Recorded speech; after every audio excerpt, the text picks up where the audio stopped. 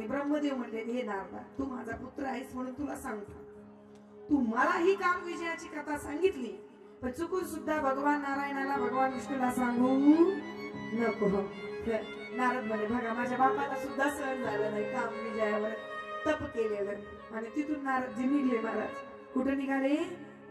वैकुंठनाथाकडे निघाले, भगवान विष्णूकडे निघाले. नारायण नारायण नारायण नारायण करत निघाले. आणि भगवान विष्णूंना माहित होतं भगवान शिवांनी सर्व कथा त्यांना अंतर्यामी होते ने. महाराज देव सांगायची गरज पडते का? हरी आणि हर ही एक देवता आहे. भगवान भोले बाबाची शांभवी माया भगवंताच्या लक्षात आली की नारदाला तपाचा त्या ठिकाणी अभिमान झाला, म्हणून नारायण नारायण करत गेले. साक्षात भगवान नारायण म्हणजे विष्णू साक्षात शीर्षावरून उठले आणि द्वारावर नारदांचं स्वागत करायला गेले. की कुतः आज्ञमती तात Kim Kim Kim मर्धचांगलः धन्यस्त्वं विशालोदा कीर्तोऽहं दूतमागता.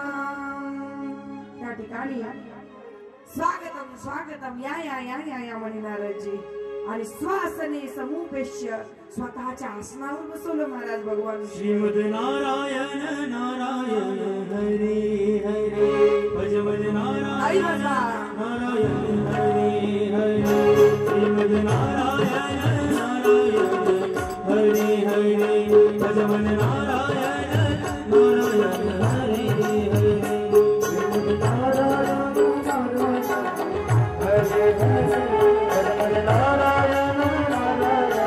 Hare Hare Narayan Narayan Hare Hare Narayan Narayan Hare Hare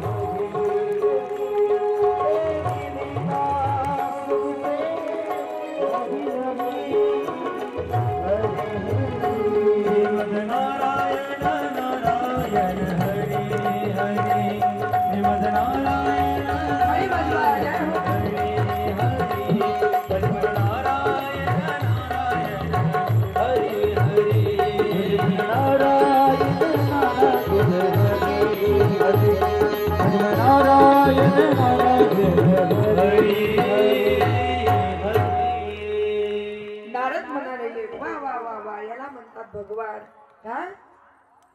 भगवान विष्णूंनी माझं स्वागत केलं, माझ्या भगवान नारायणाने स्वागत केलं. आणि महाराज भगवान विष्णू म्हणतात, धन्य धन्य नाराजी, खूप दिवसांनी येणं केलं म्हणे. नाराजी म्हणतात, हो देवा खूप दिवस झाले मी नाही इकडे नव्हतोच. मग देवाला माहित होतं यांना कोणतं ऑपरेशन करायचं यांचं. महाराज भगवान विष्णूंना माहित होतं यांना काही साधं औषध देऊन चालणार, एखादी टॅबलेट देऊन चालणार नाही. तर भगवान विष्णू म्हटले, वा वा वा वा या या नारदजी, धन्य आहे तुम्ही. नारद म्हणला, देवा तुम्हाला माहित नाही का म्हणे. काय म्हणे? मी कामावर काय मिळवला? विजय मिळवला. भगवान विष्णू म्हणे, वा वा वा तुम्ही माझे भक्त आहात, धन्य आहे तुमचं तपश्चर्या, धन्य आहे तुमचं तप. बसले नारदजी बोलले. नारदांना वाटलं खरंच माझ्या भगवंताने माझं काय केलं, कौतुक केलं. तिथून नारद उठले. भगवान नारदजी म्हणतात, देवा येऊ या या म्हणे. आणि भगवंताने काय केलं, नारदजी तिथून उठले आणि वैकुंठाहून निघाले. तर मध्येच एक त्या ठिकाणी विशालापुरी नावाची काय बनवली, नगरी बनवली. ही कथा रामायणामध्ये सुद्धा येते. तर विशालापुरी नावाची नगरी बनवली आणि तिथल्या राजाचं नाव होतं शीलनिधी. आणि त्या राजाला भगवंताचीच ती माया. आणि त्या राजाला एक मुलगी होती, तिचं नाव होतं विश्वमोहिनी. काय नाव होतं? विश्वमोहिनी. अगदी विश्वाला मोहित करणारे एवढं सुंदर तिचं रूप होतं महाराज. आणि नारदजी वैकुंठाहून निघाले आणि एवढी दिव्य असणारी ते विशालापुरी दिसायला लागल्याबरोबर ते श्रीनगर ही त्याला म्हटलं जातं. तर एवढं सुंदर त्या ठिकाणी ते नगर बनवलेलं. आणि नारदजी म्हणले मी रस्ता तर चुकलो नाही ना, येता मात्र हे काही नगर नव्हतं, काय नव्हतं, अगदी सुंदर दिव्य ते नगर दिसायला लागलं. येणारे जाणारे. नारदांना वाटलं मी चुकला असेल, पण सुंदर नगर आहे. इथला राजा कोण आहे बघावून त्या राजाला आपले काम कथा सांगावी की मी कामावर काय मिळवला, सगळ्यांना सांगतच सुटले ते. आणि महाराज तिथे विचारलं तिथल्या सेवकांना हे कुठलं नगर आहे. म्हणे विशालापुरी नावाची नगरी आहे, श्रीनगर आहे. इथल्या राजाचं नाव म्हणे इथल्या राजाचं नाव आहे शील नदी. तुम्ही एवढी घाई घाईने इकडून तिकडे का पळत आहात. म्हणे सांगितलं शील नदीला एकुलती एक विश्वमोहिनी नावाची कन्या आहे आणि तिचं काय आहे स्वयंवर आहे. नारदाला वाटलं चला स्वयंवरी पाण्यात येईल आणि आपली काम कथाही सांगता येईल. नारदजी गेले. त्या शील नदीने नारदांचं स्वागत केलं, सुंदर दिव्य आसनावर बसवलं, सांगितलं. मग ती कथा इथे सुद्धा सांगितली शीलनिधीला. शीलनिधी म्हटला धन्य आहे नारदजी तुमची कथा. नारदजी म्हणतात येतो मग.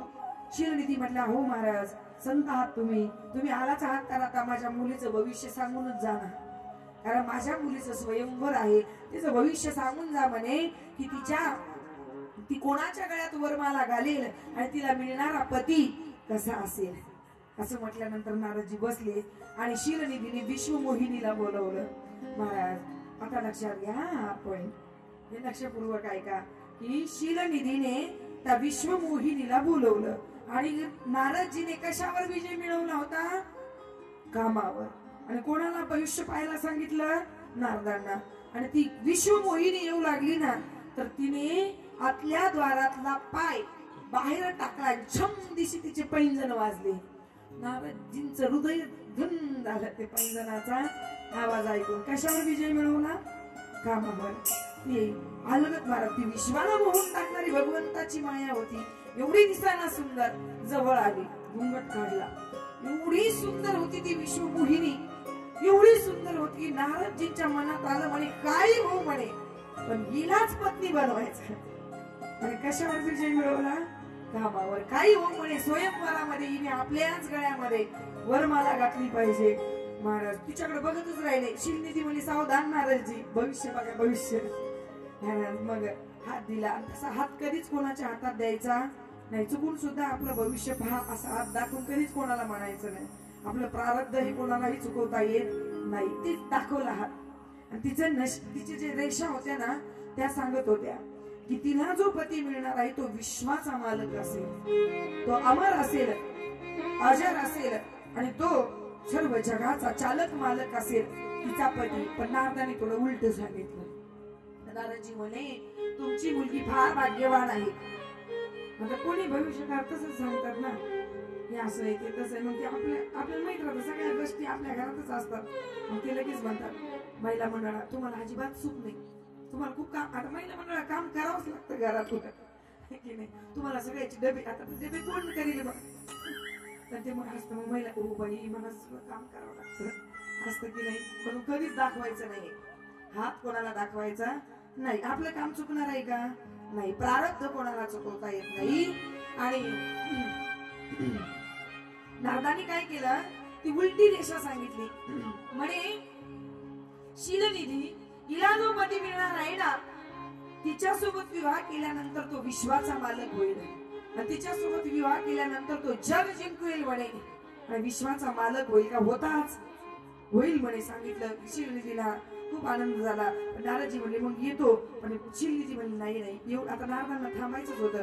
पण नारदजी म्हणले ऐक शीलनिधी मी आल्याशिवाय स्वयंवर करू नको. असा गेला ना असं आलं. आणि महाराज नारदजी निघाले. नारद म्हणे काही हो म्हणे पण हिने आपल्याच गळ्यात मध्ये काय घातली पाहिजे, वरमाला घातली पाहिजे असा विचार करू लागले. पण नारदजी निघाले आणि निघाल्याच्या नंतर नारदांच्या मनात आलं की त्या ठिकाणी कन्या असेल, त्या ठिकाणी जर त्या कन्येला विचारलं तुला पती कसा पाहिजे तर कन्या काय म्हणत असते की कन्यावर येते रूपम. कन्याचं एकच असतं, त्याने नोकरी करू नाही तर घरीच बसू नाही तर जांभळ्या घेऊ. हा तिला फक्त एकच असतं की त्याने फक्त दिसायला काय असलं पाहिजे, सुंदर असलं पाहिजे. सांगू तुम्ही दिसण्यावर नका जायचं. दिसण्यावर अजिबात जायचं नाही. महाराज दिसायला माणूस सुंदर असला तरी काही उपयोगाचं नसतं. जर त्याचं मनच मलिन असेल तर, त्याचं मनच जर चांगलं नसेल तर त्याच्या गोरेपणाला काय करायचं महाराज, त्याच्या दिसण्याला काय पणाचं महाराज. का तुम्ही हसू नका बघा.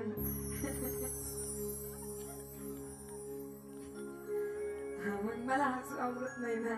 तर दिसण्यावर जायचं नाही, कारण काळा रंग गोळा रंग देवानीच बनवलेला आहे. कारण तुमचा आता लक्ष आमच्या कन्हैया बाईकडे गेला असेल. पण सांगू त्यांचा आवाज किती सुंदर दिला देवाने. त्यांना प्याड वाजवायचा गुण किती सुंदर दिला. आणि सांगू तुम्हाला अजून याची पुढची गोष्ट, त्यांना कधीच राग येत नाही. ते स्वभावाने खूप छान आहेत, खूप नम्र आहेत. त्याच्या पुढचा गुण सांगू का त्यांचा, ते जर व्यासपीठावर असले तर आम्हाला कोणालाच नजर होत नाही.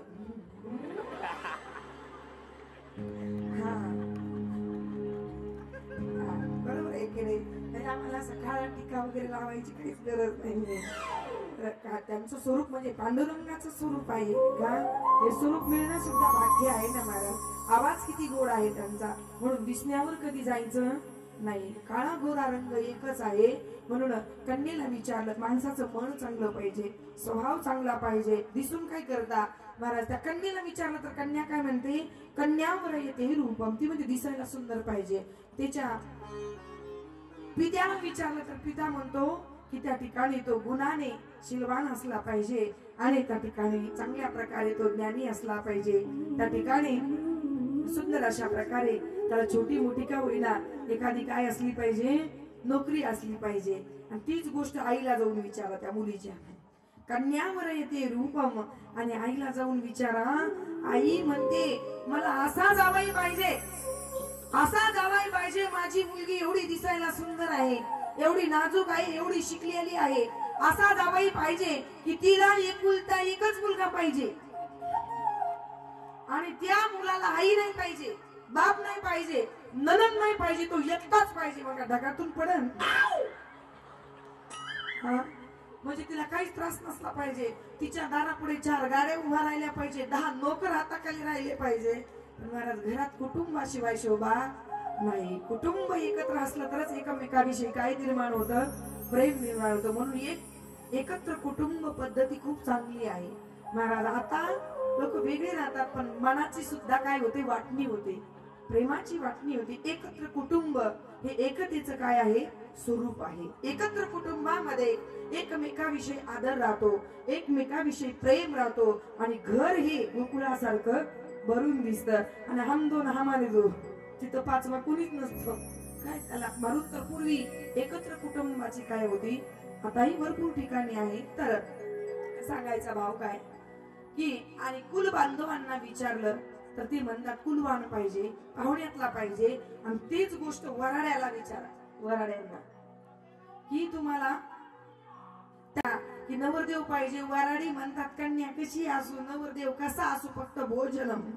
स्थानावरती शक्तीपीठ काय झाले, तयार झाले. 51 नाही तर 108 शक्तीपीठाचं वर्णन देवी भागवतामध्ये आलेलं आहे. तर 108 51 ही आहेत आणि 108 ही आहेत. तर भगवान भोले बाबा गुफेमध्ये गेले आणि समाधी लावून बसले. आणि तेवढ्या काळामध्ये काय झालं, तिकडे पार्वतीचा सतीने पार्वतीच्या रूपाने जन्म घेतला. आणि तेवढ्यामध्ये एक तारकासुर नावाचा दैत्य प्रगट झाला होता.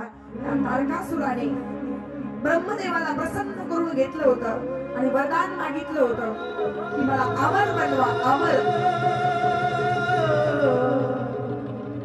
तर भगवान ब्रह्मदेव म्हटले बाबा मी तुला अमर करू शकत नाही. मग तारकासुर म्हटला मग मला असं करा की मला कोणाच्याच हातून मरण येता कामा नाही, मला फक्त भगवान शिवाच्या मोठ्या पुत्राच्या हातून माझं काय व्हावं, मरण व्हावं. ब्रह्मदेव तथास्तु म्हणले.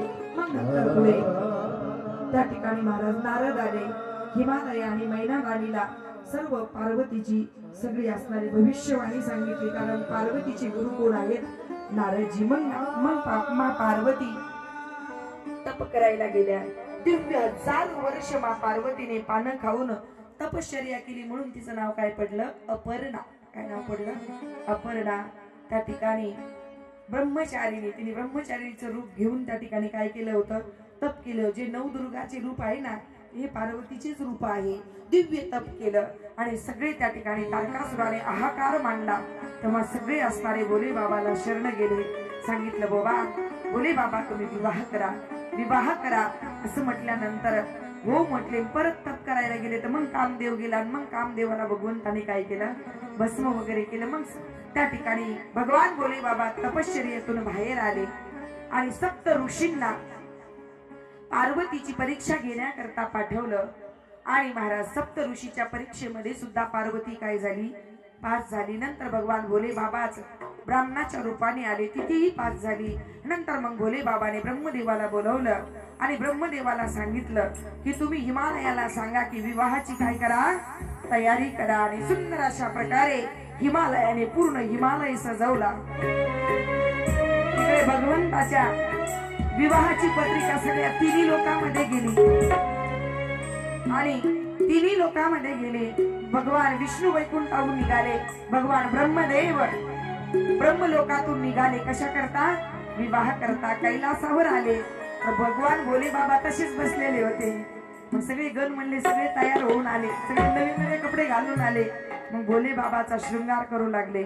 मग भोले बाबाचा कसा शृंगार केला महाराज, भोले बाबाच्या अंगाला सगळं पावडरच लावलं, भस्म लावला महाराज. व्याघ्रांबर घातला, गळ्यामध्ये एक वासुकी नाग टाकला, जटा सगळ्या सापाने बांधल्या, 2 साप हातात बांधले, 2 साप कानात टाकले, एका सापाने व्याघ्रांबर बांधला आणि त्या सापाला सांगितलं सावधान, लग्न होईपर्यंत तू हालचाल करायची नाही. म्हणून त्या ठिकाणी महाराज भोले बाबांचा शृंगार झाला आणि भोले बाबांची बरात हिमालयाकडे आता येणार आहे. तर इकडे हिमालयामध्ये मा पार्वतीचा शृंगार चालू आहे आणि भोले बाबा सोबत नंदी, भृंगी, शृंगी सगळे येऊ लागले. भगवान म्हणले एवढेच गण का, सगळ्या भारतातले आणा, सगळ्या तीर्थापुरीचे आणा म्हणे. भगवान भोले बाबाचे वराती कोण होते, भूत, पिशाच, डांकिनी, शंकिनी, कोणी 1 पायाचे, कोणी 2 पायाचे, कोणी 2 मुखाचे, कोणी 4 मुखाचे.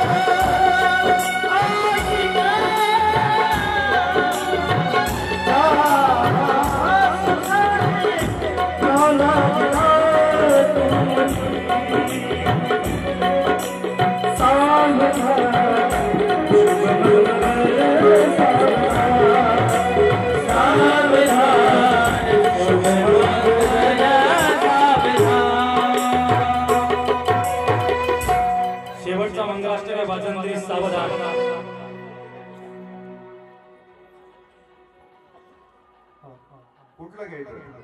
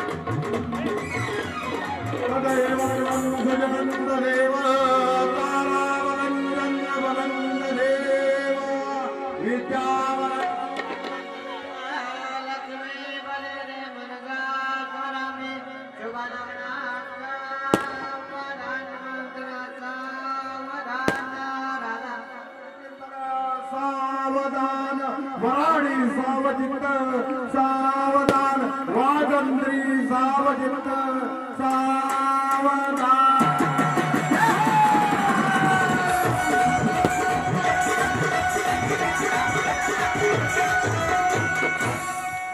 बोलिए शंकर भगवान की गौरी शंकर भगवान की हर हर